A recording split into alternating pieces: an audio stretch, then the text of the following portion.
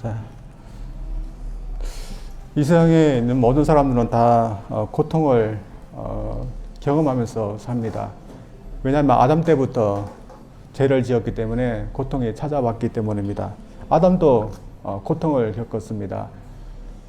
그가 땀을 흘리면서 일을 해야 되지 살 수 있는 고통, 또한 하와는 또 고통 가운데서 출산을 해야 됐습니다.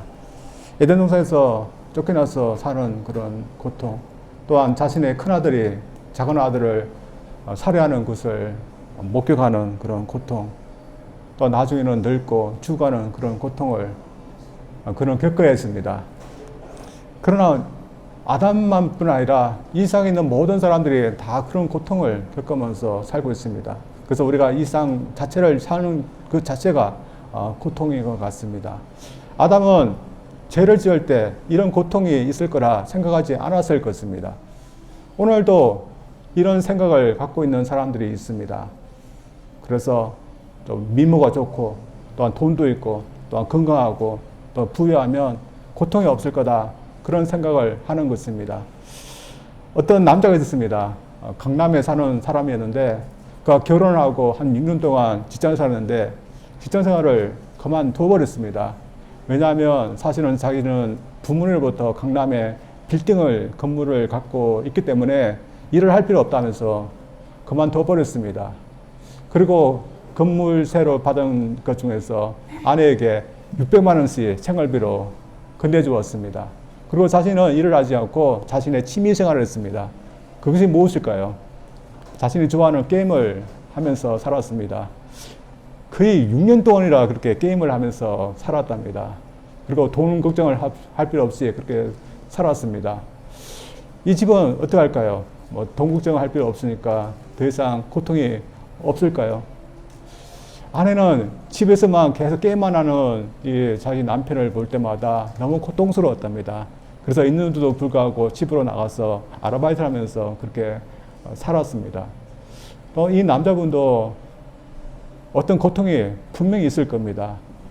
우리가 돈이 있을지라도 또 우리가 건강이 있을지라도 모든 사람들은 다 고통이 있게 마련입니다. 그렇다면 예수님은 어떠할까요? 예수님은 우리의 구세주고 또한 하나님의 아들이기 때문에 예수님에게는 전혀 고통 같은 것은 없었을까요? 예수님은 또 그렇지 않았을 겁니다. 예수님은 사생활만 봐도 예수님은 고통이 있었을 것입니다. 30세까지 사생활을 하시는데 일찍 요셉이 세상을 떠난 것 같습니다. 그래서 목수로서 집안의 살림을 부양하면서 살았습니다. 가난하게 분명히 살았을 것입니다. 참 고통이 분명히 있었을 겁니다. 그리고 공생애도 마찬가지였습니다. 이제 모든 사람들에게 하나님 나라를 가르치고 자신이 구세주이심을 알렸습니다. 근데 사람들로부터 패측을 받았습니다. 사람들로부터 버림을 받고 패측을 받는 그런 고통을 받았습니다. 그리고 예수님에게는 항상 십자가를 쥐어야 된다는 그런 고통이 분명히 있을 것입니다. 그래서 오늘 말씀 보면 예수님에게 그 고통이 극도로 나타나는 것을 오늘 본 말씀을 통해서 우리가 알 수 있습니다. 그러나 예수님은 3번이나 제 아들에게 십자가를 진다는 또한 고통의 그 고난의 길을 걸을 거라는 것을 제 아들에게 말씀하셨습니다. 그리고 그 말씀하신 대로 예수님의 십자가와 또한 고난의 그 순간을 맞이해야 할 그 순간에 지금은 매우 가까이 오게 됐습니다. 그래서 오늘 본 말씀 보면 예수님께서 이제 고난을 받을 시간이 얼마 놔두지 않은 그런 시간대였습니다. 예수님의 마음의 심정이 어땠을까요? 오늘 보면 예수님의 마음이 굉장히 고통 가운데 있다는 것을 우리가 알 수 있습니다. 오늘 겟세마네에서 예수님이 보이신 그 고통을 보면서 우리 고통에 대해서 어떻게 생각해야 될지 오늘 본 말씀을 통해서 한 몇 가지만 보기를 원합니다. 먼저 예수님께서 받으신 그 고통은 우리가 받아야 될 그 고통을 받으셨다는 것입니다. 오늘 예수님께서 보이신 이 마지막 모습은 예수님에게는 마지막 밤이었습니다. 다음 날 새벽에는 예수님께서 잡히시고 그 다음 날 오후쯤에는 예수님께서 십자가를 지시고 죽으시기 때문에 마지막 날이었습니다. 근데 그 예수님께서 잡히시던 그 새벽이 몇 시쯤 되었을까요? 닭이 두 번째 우는 시간이기 때문에 지금 닭이 우는 시간을 정확하게 모르지만 5시 이전일 겁니다. 그래서 예수님께서 그 밤을 지냈던 그 밤이 긴 시간은 아니었을 것입니다. 예수님은 그 전날 제자들과 유월절 만찬을 하셨습니다. 유월절 만찬은 저녁에 하고 또한 12시까지 한다고 합니다. 그래서 예수님께서 만찬을 마치시고 감난산으로 오신 때가 정확하게 몇 시인지 모르지만 이른 저녁은 아니었을 것입니다. 한 9시나 10시쯤 될 수 있습니다. 그리고 예수님께서 기도하러 가셨는데 얼마만큼 시간이 남았을까요? 얼마 남지 않았을 것입니다. 그렇게 예수님은 이렇게 얼마 남지 않은 시간을 기도하러 감난산이라는 곳으로 가게 됩니다. 감난산은 예루살렘의 바로 옆에 있는 그런 산인데 예수님은 그곳에서 좀 더 올라가서 산기슭인 곳으로 갔는데 그곳이 우리가 알고 있는 겟세마네라는 그런 동산입니다. 그렇게 겟세마네는 감난산 중에 있는 한 기슭을 말합니다. 그리고 감난산이라는 것은 올리브산을 말합니다. 그리고 겟세마네라는 것은 접자는 틀이 있다는 그런 뜻입니다. 그래서 이 겟세마네 동산에서 예수님은 기도하시게 되는데 이 겟세마네 동산이 자주 갔던 그런 곳이었습니다. 그래서 예수님을 팔게 될 가룟 유다도 아는 그런 곳이었습니다. 예수님은 가룟 유다가 아는 그런 곳으로 갔었습니다. 그런데 예수님께서 그곳에 갔을 때 제 아들에게 너희들은 여기서 내가 있는 동안에 기도하는 동안에서 기다리고 있으라고 하면서 3명의 제자만 데리고 가셨습니다. 그 제 아들이 베드로, 요한, 야고보만 데리고 가셨습니다. 기도 장소에 갔을 때 예수님은 평소의 모습과 달랐습니다. 심상치 않은 모습을 보였습니다. 예수님께서 매우 고통스러운 모습을 보였습니다. 그 말씀이 14장에 나와 있습니다. 한번 보겠습니다. 14장 33절입니다. 베드로와 야고보와 요한을 데리고 갈새 심히 놀라시며 슬퍼하사 말씀하실 때 내 마음이 심히 고민하여 죽게 되었으니 예수님께서 얼마나 고통스러워하고 있는지 슬퍼하고 또한 매우 놀라시고 또 마음은 심히 고민되어서 죽게 될 정도였다 이렇게 말씀하고 있습니다. 우리가 예수님의 이런 모습을 볼 때 여러분 어떻습니까? 의연하게 십자가를 지시고 고난을 받으시는 그런 주님이 아니시기 때문에 우리는 이 모습에 대해서 조금 당황될 수도 있습니다. 그리고 오늘 본 말씀 보면 예수님은 심지어 주님이 마셔야 될 그 잔이 하나님께서 가능하다면 이 잔을 지나게 해달라고 할 정도였습니다. 예수님은 이토록 이 겟세마네 동산에서 마지막으로 십자가를 지기 전에 하나님의 고통 가운데서 십자가에 대해서 하나님께 부르짖고 있는 것입니다. 우리가 생각할 때 우리가 원하는 예수님의 그 모습은 십자가를 앞두고도 고난을 앞두고도 의연한 그런 모습을 우리는 기대할지도 모릅니다. 옛날에 소크라테스가 그러지 않았습니까? 죽음의 잔이 있는데 그런 죽음의 잔 앞에서도 의연하게 했고 그것을 맞았습니다. 우리 예수님이 우리의 구세주이기 때문에 하나님 아니기 때문에 고통 없이 고통 있어도 의연하게 마시는 그런 예수님 우리는 원할 겁니다. 그러나 예수님은 그러지 않았습니다.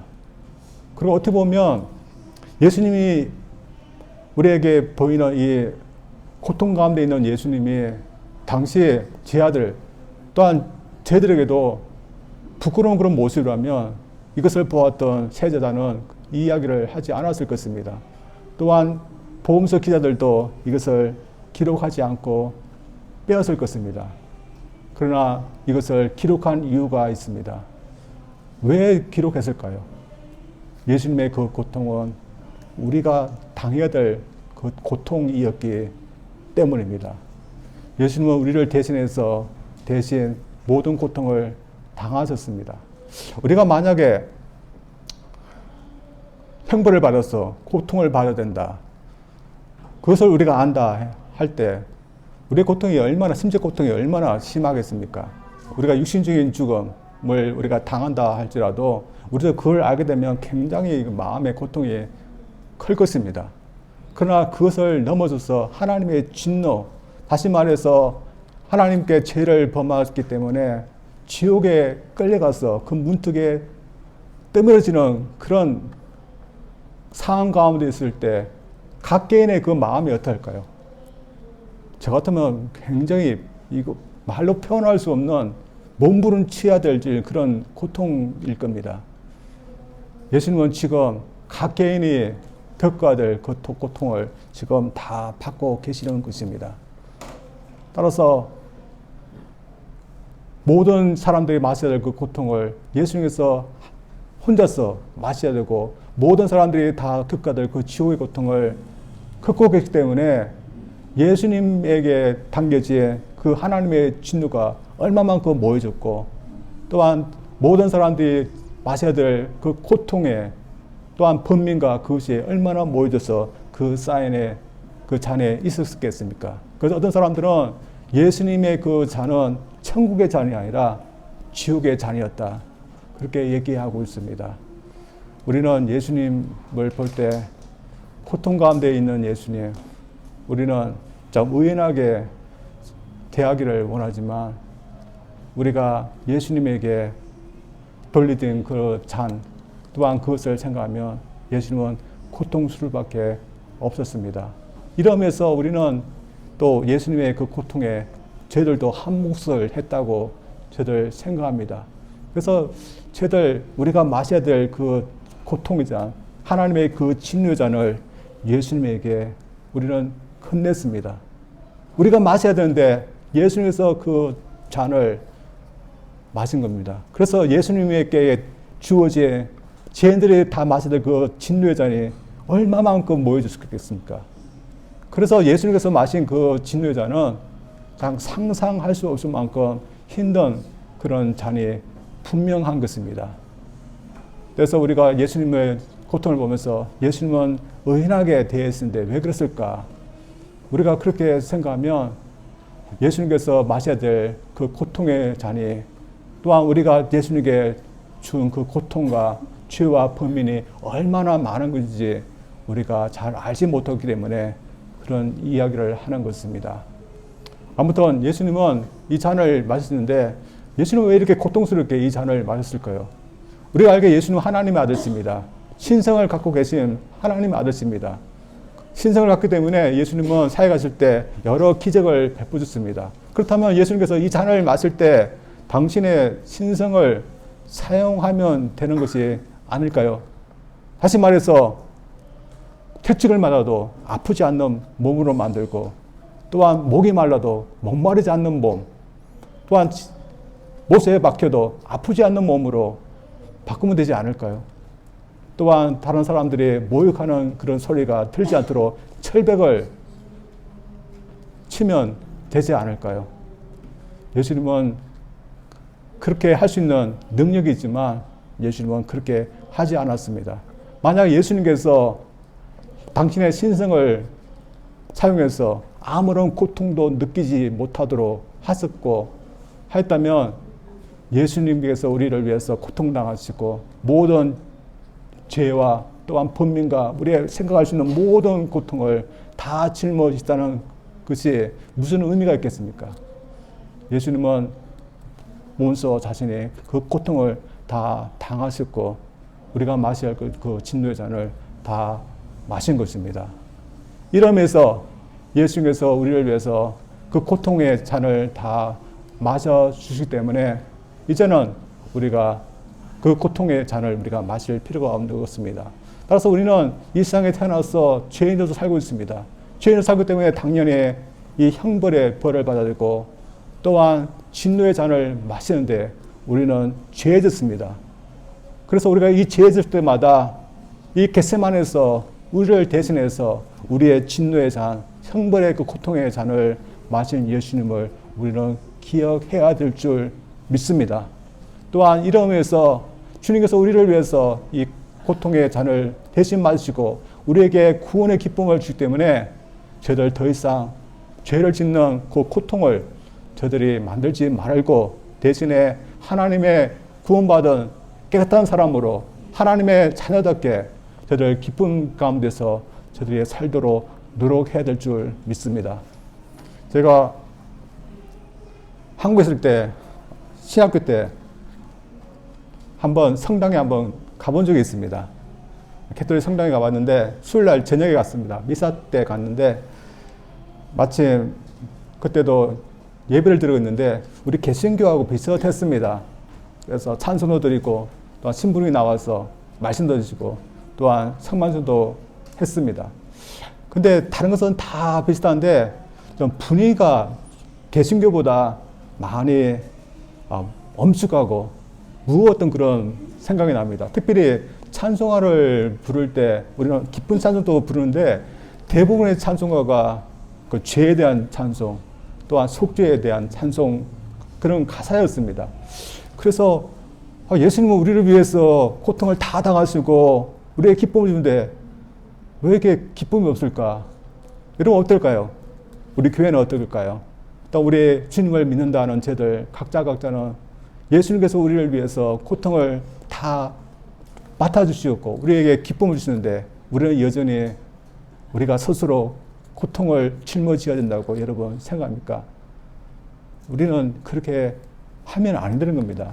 대신에 주님께서 고통을 다 감당해 주시고 우리에게 기쁨을 주기 때문에 우리는 기쁨 가운데 감사함으로 우리가 주님 뒤를 따라가고 또한 하나님의 자녀답게 살기 위해 더 노력해야 될 줄 믿습니다. 따라서 겟세마네 동산은 예수님에게는 간 고통의 자리지만 그 고통이 있기 때문에 우리에게는 기쁨이 있는 겁니다. 그래서 우리가 이것을 생각할 때마다 우리가 더 기쁘게 주님 따라갈 수 있는 저들 되기를 주님 이름으로 축원드립니다. 두 번째는 예수님의 그 고통은 예수님께서 하나님의 뜻에 맞췄을 때 감당할 수 있었다는 겁니다. 마지막 밤 예수님은 자유의 시간을 주었을 때 기도를 위해서 그 마지막 자유를 사용하게 됐습니다. 예수님께서 기도하실 때 예수님도 인간이기 때문에 심적 고통과 그 말할 수 없는 그런 고통은 예수님도 가지고 있었습니다. 근데 예수님께서 이런 고통 가운데 하나님께 부르짖던 내용은 참 예수님의 어떤 고민 또한 유혹을 하나님 앞에 내려놓는 그런 기도라 할 수 있습니다. 이 세상에 있는 사람이 예수님에게 십자가를 지라고 한 사람은 아무도 없습니다. 예수님께서 십자가를 지지 않아도 이 세상에 어느 누구도 강요할 사람은 아무도 없습니다. 따라서 예수님에게 십자가는 어떻게 보면 굉장히 유혹일 수도 있습니다. 따라서 예수님은 그 유혹 때문에 더 마음에 번민과 고민이 있었던 것 같습니다. 그래서 기도 제목도 보면 그런 유혹이 있지만 십자가를 질 수 있도록 해달라는 그런 기도를 하고 있는 것을 봅니다. 한번 그 부분을 보겠습니다. 35절부터 읽겠습니다. 조금 나아가사 땅에 엎드려 될 수 있는 대로 이때가 자기에게서 지나가기를 구하여 가라사대 아바 아버지여 아버지께는 모든 것이 가능하오니 이 잔을 내게서 옮기시옵소서.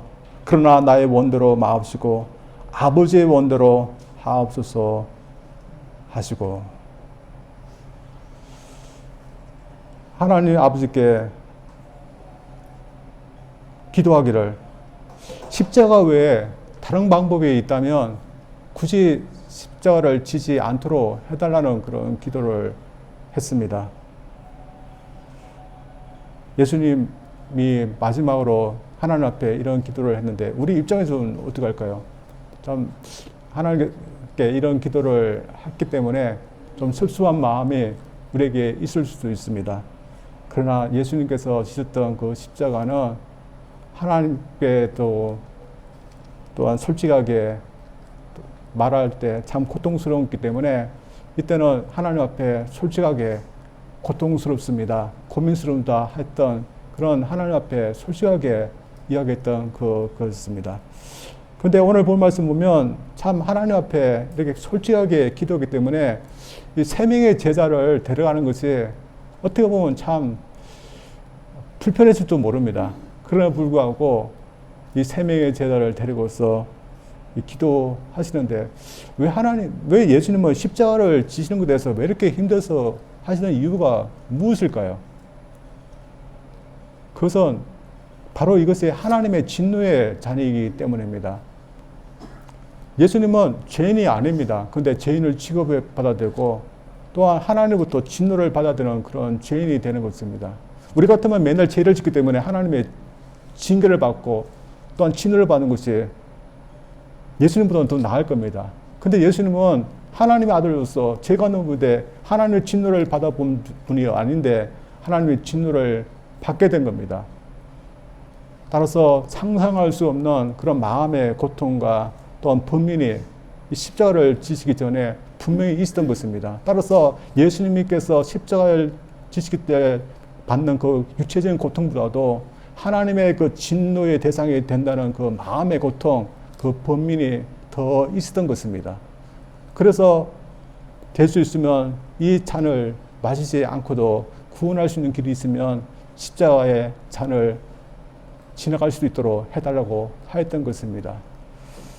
그러나 결국에는 하나님은 함께 기도하고 난 후에 예수님은 이 잔을 마시게 됩니다. 어떻게 보면 자신의 기도대로 제목대로 되지 않았습니다. 예수님은 기도 제목을 하면 마시지 말아야 되는데 결국은 마시게 되었습니다. 그렇다면 왜 마시게 된 것일까요? 실컷 하나님 앞에 하소연하고 있기 때문에 그런 힘이 생겨서 마시게 된 것일까요? 그렇지 않다고 생각합니다. 그래서 기도 제목대로 된 것도 아니고 또한 하나님께 하소연해서 어떤 일을 지은 것도 아니라면 어떤 힘이 있었기 때문에 하나님께서 말씀하신 이 고난의 잔을 마시게 된 이유가 무엇일까요? 그것은 하나님의 뜻을, 하나님 아버지의 뜻을 예수님이 붙들었기 때문입니다. 아무리 다른 사람들이 아니라 할지라도 아무리 어려워도 하나님께서 원하시는 뜻이라면 해야 될 이유가 있습니다. 또한 이유가 있으면 또한 해야 될 힘이 생기게 되는 겁니다. 예수님은 지금 십자가에서 하나님의 뜻을 붙들고 있습니다. 그래서 자신이 십자가를 지어야 될 이유를 알게 되고 그것을 붙들면서 또한 있기 때문에 힘을 내서 십자가의 그 고난을 받으려고 하는 것입니다. 그래서 예수님께서 기도 후에 힘이 나고 격려가 나서 그는 자진해서 십자가를 향해서 나아가시게 됩니다. 이 말씀이 41절부터입니다. 한번 읽겠습니다. 세 번째 오사 저에게 이르시되 이제는 자고 쉬라. 그만이다. 때가 왔도다. 보라 인자가 죄인의 손에 팔려오니라. 일어나라 함께 가자. 보라 나를 파는 자가 가까이 왔느니라. 그러나 문제는 세 명의 제자였습니다. 세 명의 제자는 어땠을까요? 예수님께 자신의 목숨까지 바치겠다고 그렇게 했습니다. 예수님께서 그런 의미로 한번 바쳐봐라 그런 의미로 이 동산에 데려왔을지도 모릅니다. 또한 예수님은 그래도 혼자 있는 것보다는 세 명의 제자가 있는 것이 나았기 때문에 이 동산에 데려왔을지도 모릅니다. 이 두 목적이라면 이 제자들은 예수님께 아무것도 해드리지 못했습니다. 왜 그랬을까요? 깨어 있어야 될 시간에 그들은 잤기 때문입니다. 그래서 예수님께서 세 번이나 와서 그들을 깨워댔습니다. 우리 생각에는 지금 한반쪽이지만 예수님께서 심장치 않게 하나님 앞에 소리내어서 부르짖는 그 고통스러운 데서 있으면 자다가도 깰 건데 이 제자들은 잠을 잤습니다. 왜 잠을 잤을까요? 우리 이순신으로 생각하면 이해됩니다. 왜냐하면 저녁을 그들이 거하게 먹지 않았습니까? 6월절 만찬이라고 양고기도 먹고 거기다가 포도주까지 마시게 됐습니다. 그리고 지금이 한 12시, 1시쯤 되면 잠이 한창 올 때입니다. 그래서 그들의 눈이 무거웠다. 그 말이 뭘까요? 눈을 뜰라 해도 떠지지 않는 그런 피곤함이 있었다는 겁니다. 그러나 그들의 그렇게 피곤하고 또는 잠이 올지라도 예수님 깨울 때 그들은 예수님께 아무 할 말이 없었다. 그 말입니다. 그게 뭘까요? 그것이 핑계가 될 수 없었다는 것입니다. 그래서 그들은 깨어 있어야 될 때 잤기 때문에 예수님 같은 그런 준비가 되지 못했고 또한 힘이 없게 됩니다. 그래서 그들은 유혹에 넘어가게 됩니다. 또한 마음의 원이지만 그들은 그들에게 닥친 그런 고통과 그 어려운 시간을 그들은 이길 수가 없게 됩니다. 그래서 오늘 본 말씀은 저들에게 무엇을 가르쳐 주고 있습니다. 우리가 우리의 의지만 가지고서는 우리 주님의 뒤를 따라갈 수 없다는 겁니다. 고통 가운데 있을 때 우리의 의지로만 우리가 이겨낼 수 없다는 겁니다. 주님 말씀대로 우리는 하나님부터 힘을 받아야 되고 격려를 받아야 된다고 우리에게 말씀해 주고 있습니다. 그러나 많은 사람들이 어떻게 하고 있습니까? 많은 사람은 그렇게 하지 못합니다. 왜냐하면 우리가 하나님 앞에 기도해봤자 무슨 의미가 있는가?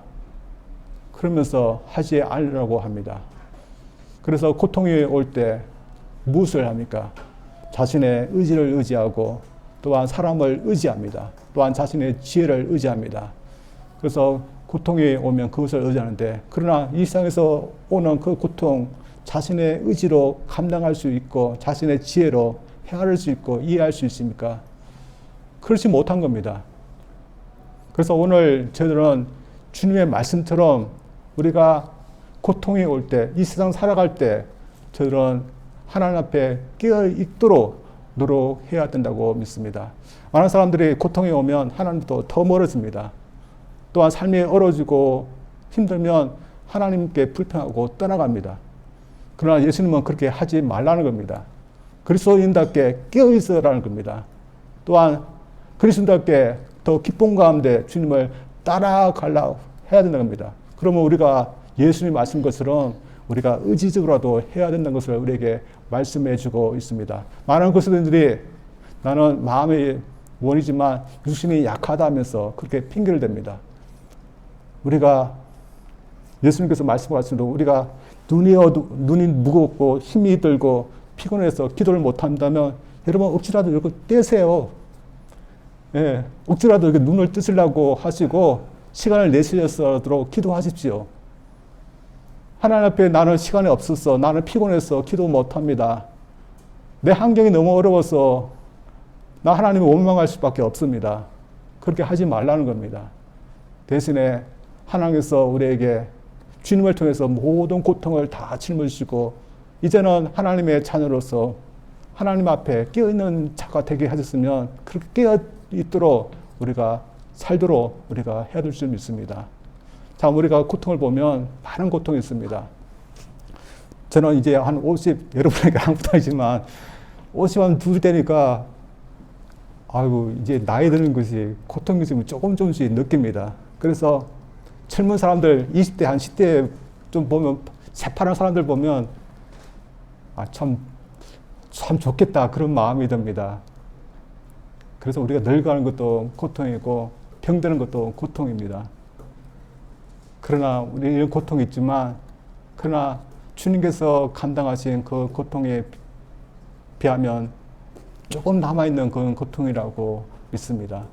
따라서 저희들이 주님께서 이미 우리가 근원적인 죄의 고통 다 감당해 주시고 우리에게는 조금 이 세상에 사는 동안에 있는 그 고통만 우리에게 허락했기 때문에 저희들이 불평이 아니라 오히려 감사함으로 이 고통을 잘 이겨낼 수 있는 저희들 되기를 원합니다.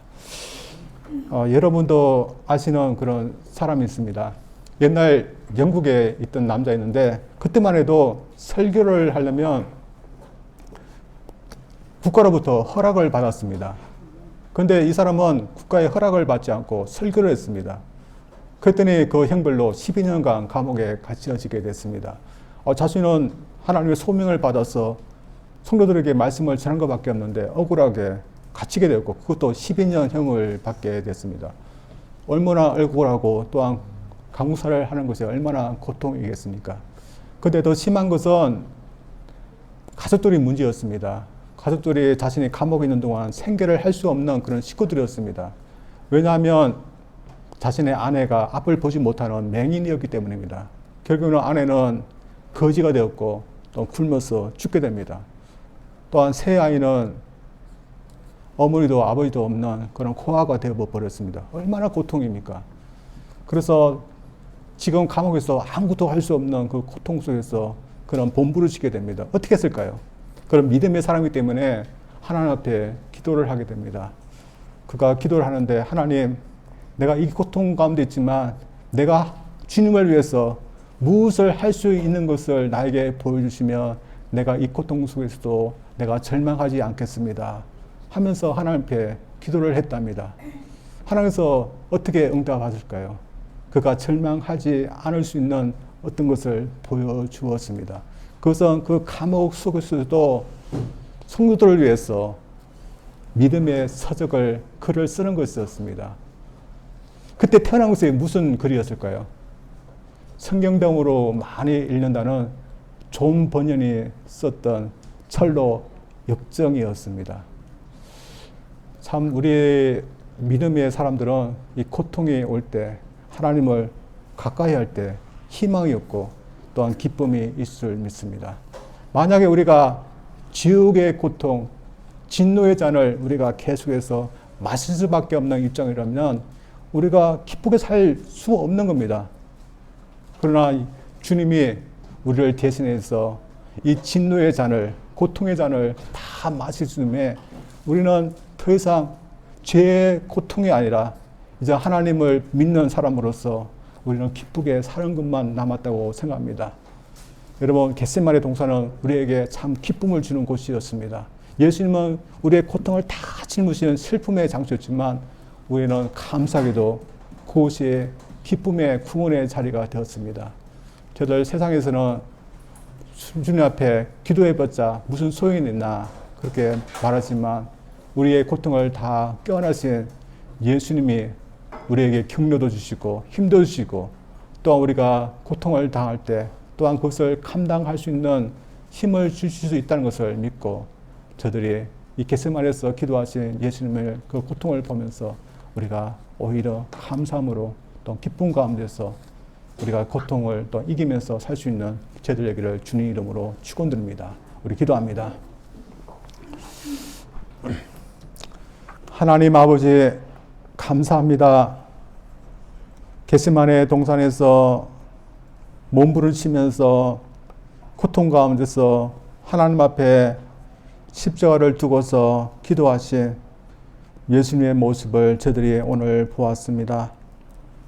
우리가 예수님의 고통이 얼마나 심했는지 우리는 피상적으로만 알았기 때문에 십자가에 대해서 몸부림치면서 고통스러워하시는 예수님에 대해서 우리가 이해하지 못하는 면도 있지만 그러나 우리가 예수님께 넘겨준 그 고통의 잔이 얼마나 심한지 다시 한번 보았습니다. 또한 그 심한 고통의 잔이지만 우리를 위해서 기꺼이 마신 예수님 저들 또한 감사할 수 있는 시간 되기를 원합니다. 예수님께서 그 고통에 다 감당하시기 때문에 우리가 하여금 이제는 기쁨 가운데서 살 수 있도록 하여 주시니 너무나 감사합니다. 저들 깨어있게 도와주셨고 또 하나님께 감사하게 도와주셨고 또한 주님을 따르는 자로서 깨어있는 저들 되게 도와주시옵소서. 예수님 이름으로 기도합니다. 아멘.